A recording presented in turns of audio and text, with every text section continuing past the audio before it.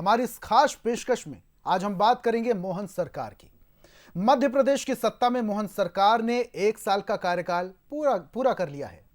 इस 1 साल के सफर में मध्य प्रदेश सीएम यादव के नेतृत्व में सफलता के नए कीर्तिमान रच रहा है। विकास का पहिया भी सरपट दौड़ रहा है। 1 साल पूरे होने पर सीएम डॉक्टर मोहन यादव ने बंसल न्यूज से एक्सक्लूसिव चर्चा की और कई मुद्दों पर बेबाकी से अपनी बात भी रखी।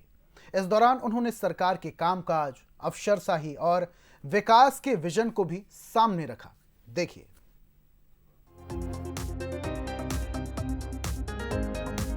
राजकाज कीन्हे बिना मोहि कहाँ विश्राम। तो राम का काम तो शुरू से करते रहे हैं, लेकिन ये कर्मयोग की एक अद्भुत मिसाल है कि विपरीत परिस्थितियां, पारिवारिक में एक दुख की घड़ी आई, ऐसे कर्मयोगी मुख्यमंत्री मोहन यादव जी से हम बंसल न्यूज़ के लिए बात करेंगे। जो नारी सुरक्षा के मुद्दे को लेकर के भी आप बहुत चिंता रहे हैं, तो उसको लेकर के क्या रोड मैप है? हमारी 6 कलेक्टर महिलाएं हैं हमारे यहाँ, ये बड़ी बात है। और कई हमारे आईजी डीआईजी तक के पद बहनों को दिया हमने। मैदान में एसपी की व्यवस्था बनाई है। इसका मतलब ये कि हम अपनी बहनों पे विश्वास भी करते हैं और उनको ताकत भी देते हैं और समाज में इस तरह से आदर्श भी देते हैं। एक चीज़ और मैं अब आपसे व्यक्तिगत जानना चाहूँगा। कुछ महीने पहले आपने अपने पिताजी को खोया, लेकिन पिताजी को खोने के बाद अपनी सारी जिम्मेदारियों को निभाने के बावजूद आप फिर से पूरी ऊर्जा के साथ राजकाज में लग गए। आज भी आप एक दुख की घड़ी से गुजरे हैं, तो क्या चीज़ है जो आपको इतना मोटिवेट करती है और वापस उस दुख से बाहर आकर के काम के लिए प्रेरित करती है?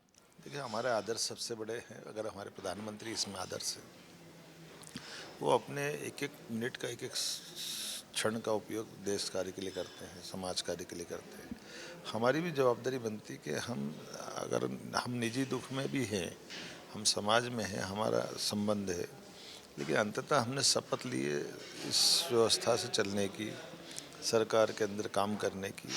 और अगर मुखिया बनते तो हमारे से समाज के बाकी अंगों पे असर आता है, सीखने को मिलता है। हमको भी संतोष है कि हमको इस तरह से ही आगे बढ़ना है, जिसमें हम जो बेहतर से हो सकता है बेहतर उसको करें। और इन व्यवस्थाओं से निजी दुख सुख इससे हमको बाहर आना पड़ेगा। सरकार की व्यवस्थाओं में इन सब के लिए कोई स्थान नहीं है। तो थोड़े से मैं अलग हट करके सवाल पूछना चाहूँगा कि एक तो अभी तक ये रहा है कि अफसरशाही थोड़ा सा एक हमेशा राजनेताओं का, जनप्रतिनिधियों का आरोप रहा है कि अफसरशाही हावी रही है। आपके आने के बाद से उस स्वरूप में परिवर्तन आ रहा है। कैसे लाएंगे कि जनप्रतिनिधि भी खुश हों और अफसर भी पूरी ऊर्जा से काम करें? जो सकारात्मक वातावरण बनाने के लिए ज़्यादा ज़रूरी है कि हमारे अधिकारी भी सजगता से काम करें, हमारे पदाधिकारी भी सजगता से काम करें, समाज में सुशासन की स्थापना हो। ये स्वाभाविक रूप से है और मैं इस बात के पक्ष में रहता हूँ। जो जितने बड़े दायित्व है उतनी सावधानी से उसको चलने की ज़रूरत है। और मुझे इस बात का संतोष है कि जो अधिकारी सजगता से काम करते हैं मैं उनको प्रोत्साहन देता हूँ, और जो अकर्मण्य होते हैं, ढीले होते हैं, मैं उनको मैदान में रखने के बजाय उनको कोई ऐसा काम देता हूँ जिस काम के आधार पर वो अपनी अगली बार के लिए सबक ले ले कि भाई मुझे ये काम करना है तो सजगता से काम करना पड़ेगा। तो आप साल भर से करीब देख रहे हैं अधिकारियों को भी काम करते हुए, परीक्षण कर रहे हैं, तो क्या हम ये मान के चलें कि जनवरी के बाद एक नई प्रशासनिक सर्जरी देखने को मिलेगी जो काम के आधार पर होगी? मैं जनवरी तक वेट नहीं करता हूँ। मेरे यहाँ तो एक दिन की माफ़ी नहीं है। अगर काम नहीं करेगा तो रात नहीं देखेगा, काम करेगा तो लंबा चकेगा। काम ही हमारे लिए पूजा है। और मैं भी काम करता हूँ। मैं अपने से जब शुरू करता हूँ तो मैं उम्मीद करता हूँ कि ठीक है, हम थोड़ा कम करें, ज़्यादा करें, लेकिन काम तो करना पड़ेगा आपको। काम में आपको कोई छूट नहीं हो। जिस रंग से काम करता है उसको उस काम के आधार पर ही उनकी पहचान बनती है। और अब मैं एक प्रदेश के सवाल पर पे आता हूँ कि प्रदेश में एक सवाल अभी देखा जाए तो 3 बड़ी चुनौतियाँ आपके सामने खड़ी हैं किसान के मोर्चे पर। एक तो खाद है, दूसरा बिजली की व्यवस्था है, और तीसरा मतलब साथ में पानी और इन सब चीज़ों की व्यवस्था है। तो तीनों मोर्चों पर जो उपार्जन है धान का, तो तीनों बड़े खर्चे हैं। और इससे निपटने के लिए क्या व्यवस्थाएं हैं? विपक्ष के आरोपों पर आप क्या कहेंगे? देखिए, हमारे सरकार के 4 पिलर्स हैं: किसान, महिला, युवा और गरीब। हम इन चारों क्षेत्रों में बराबरी से काम कर रहे हैं। आपने कहा किसानों की दृष्टि से, तो किसानों के लिए खाद भी जितना last year DAP, NPK, urea इत्यादि लगना था उतना हमारे मार्केट में उपलब्ध भी है। और जहाँ इसमें कोई कालाबाजारी हो रही है उस पर हम कार्रवाई भी कर रहे हैं। जहाँ कोई अव्यवस्था होती है उस पर भी हम ध्यान दे रहे हैं, उस सुव्यवस्था पे लगे हुए हैं। बिजली, पानी ये तो उपलब्ध हमारे पास है ही, लेकिन हम आगे जा कर के इसमें भी बड़े काम करने वाले हैं।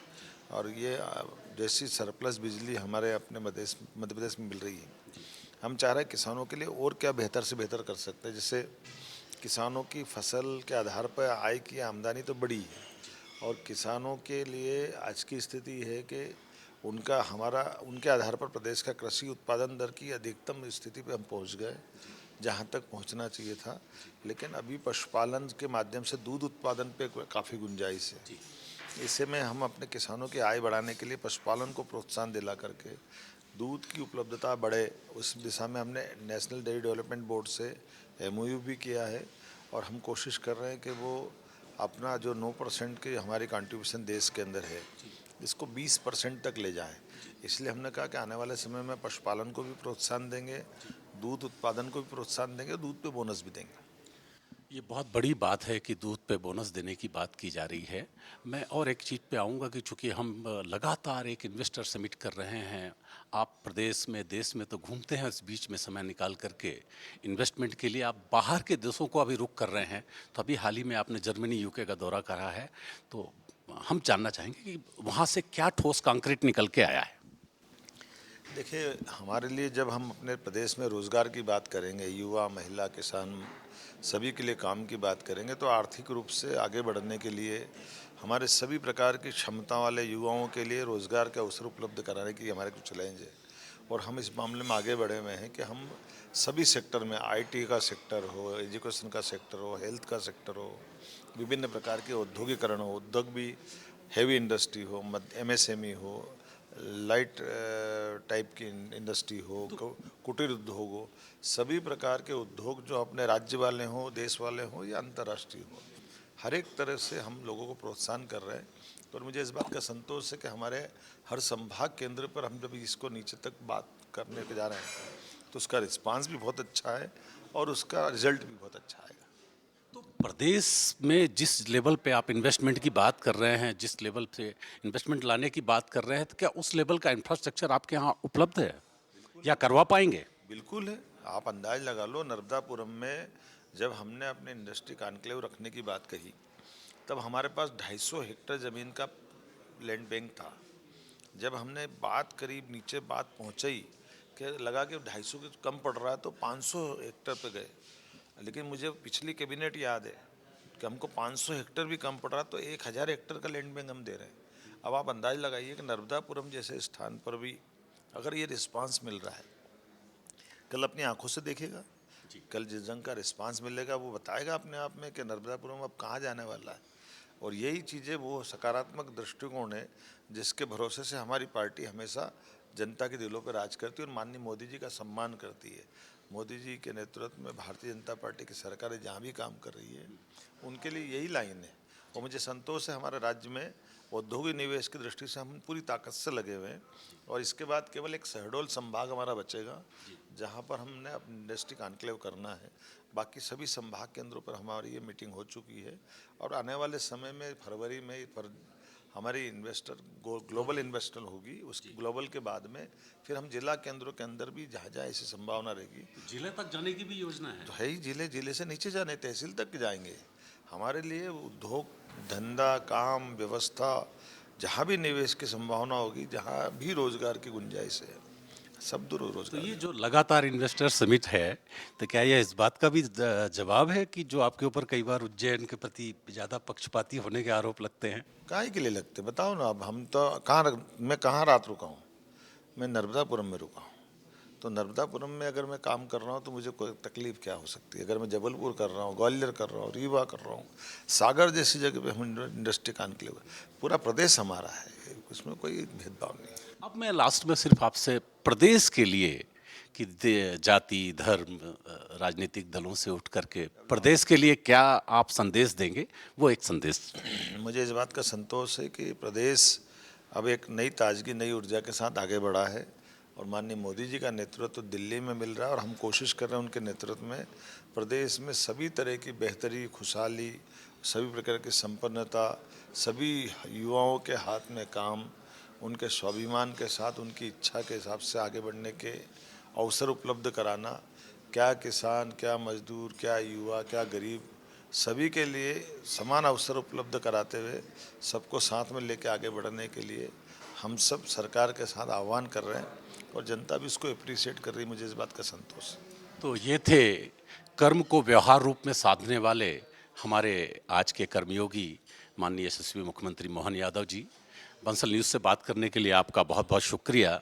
कैमरामैन पुरुषोत्तम के साथ बंसल न्यूज़ के लिए सुनील सिंह बघेल।